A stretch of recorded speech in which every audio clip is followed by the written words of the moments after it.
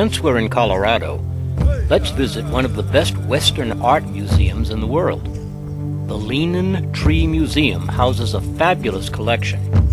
I was really impressed by the outstanding beauty of these works of art.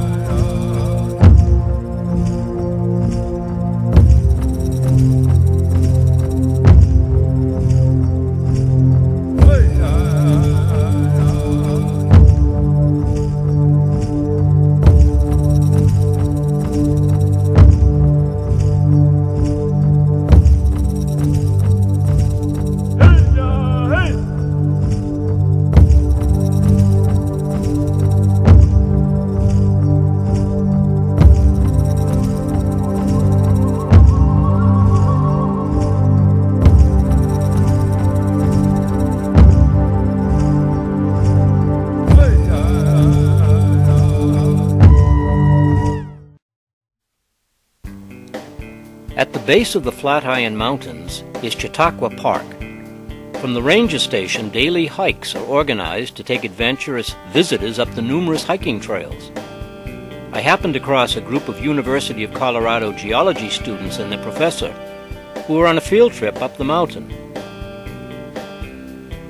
At the ranger station, I met our next guest.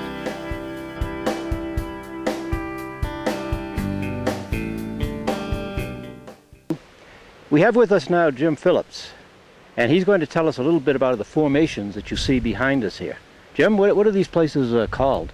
Well, this is called the Boulder Flatirons. There are 5 flatirons, starting here with the first one and going down 4, 3, 2, 1. And then you have graduated formations, different peaks off back to the south of there. And about how old are these formations? Well, they estimate anywhere from 30 million to 60 million years ago when they had this initial upheaval and this uprising of the flatirons behind us. This isn't volcanic. This is from plate tectonics? Or right, tectonics? It's plate tectonics where you actually have one plate coming underneath the other, and it actually came, you can see there's part of it that came from the west to the east, and that's what formed these flatiron formations.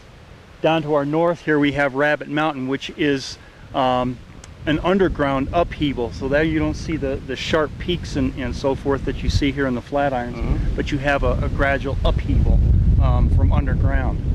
Thanks very much, Jim. Appreciate it.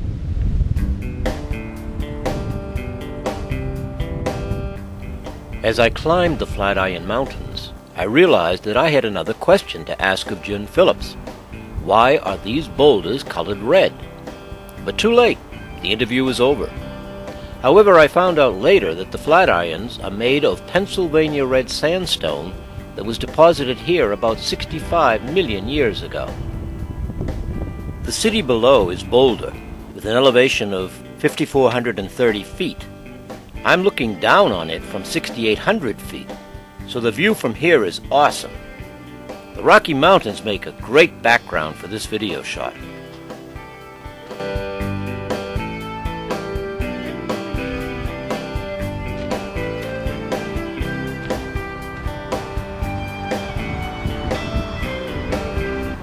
Oh my, just look at the view from way up here.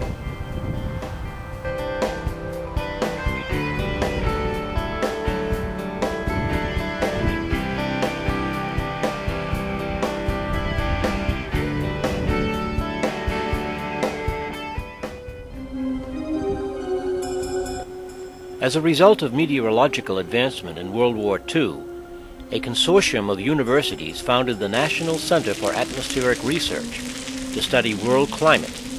It has 2 purposes: to add to our knowledge of the atmosphere and to serve the international community of atmospheric scientists.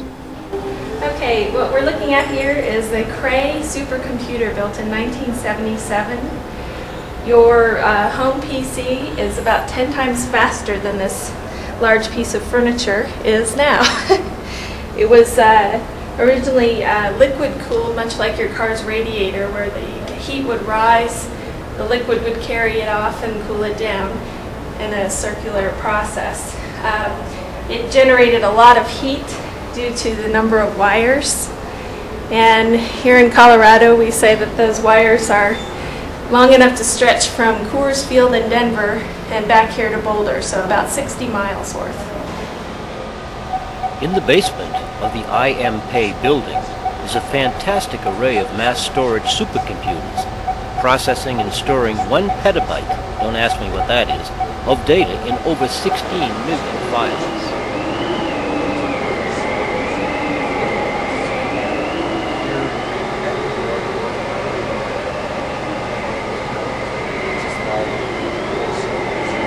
What you're looking at here is PAM, a portable automated mesonet.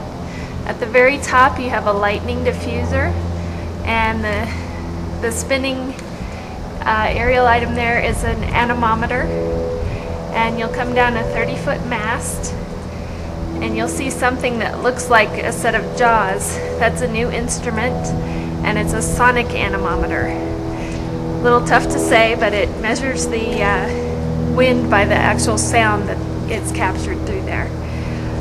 In the beehive looking item is your temperature and dew point measurement systems.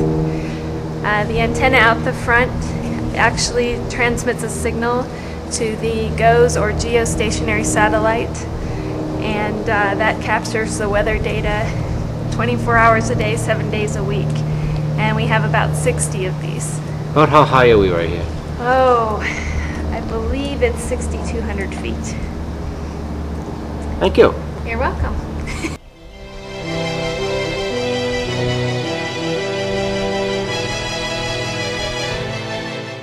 Looking up from my perch of 6,200 feet, I saw things even loftier than me, soaring in the blue Colorado sky. A graceful eagle and an equally graceful model plane. I wanted to find out more about the plane and who was flying it.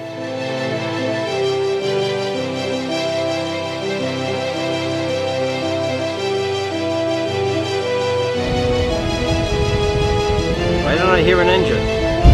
It's a sailplane, just uses the updraft of the hill. So there's no engine at all.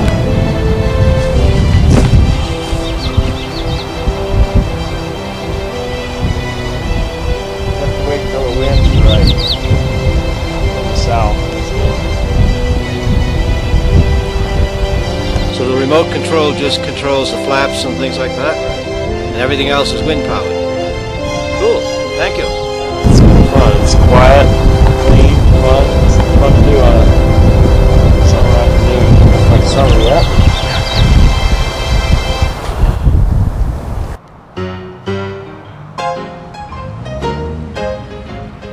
A few miles from Boulder is Golden, Colorado, named for the gold prospecting of the 1880s. Golden celebrates itself as the embodiment of the spirit of the Old West, complete with saloons and artistic statuary of former townsfolk.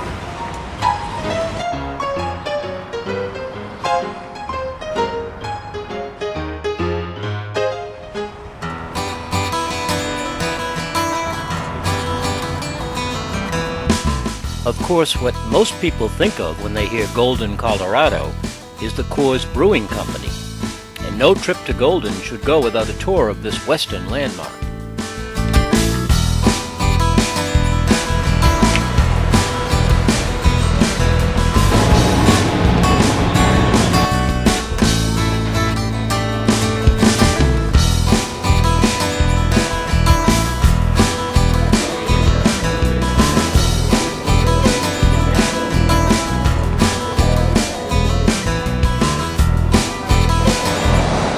The heart of the brewery is this copper kettle room. Coors uses an all-natural brewing process with that ideal mountain water discovered by Adolf Coors in Golden over 100 years ago. On average, it takes about 55 days to brew, age, finish, and package a Coors lager.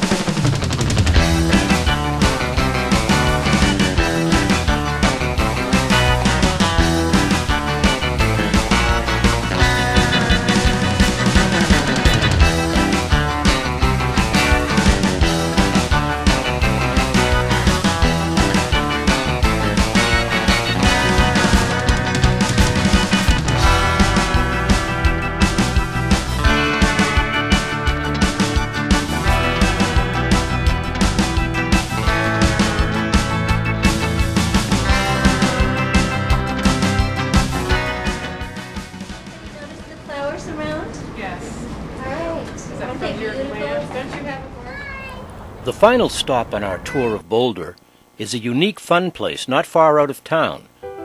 The Butterfly Pavilion is home to all kinds of fascinating critters.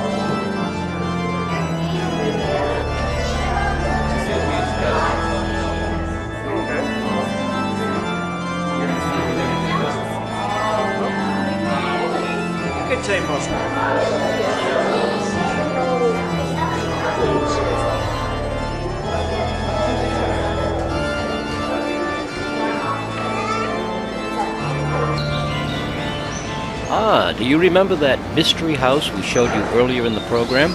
Did you recognize it? It's Ork and Mindy's Boulder home.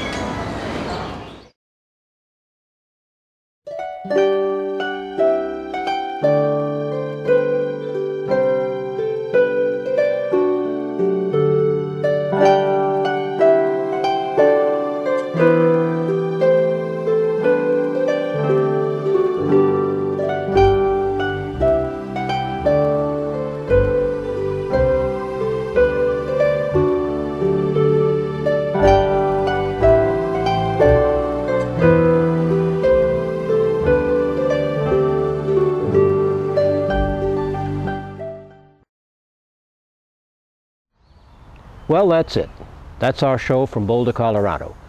I hope you've enjoyed spending this half hour or so with us and that you've learned a few interesting things about way out west in Colorado. I also hope that you'll join us the next time our show is on the air. So until then, this is your host, Dave Welsh, saying au revoir.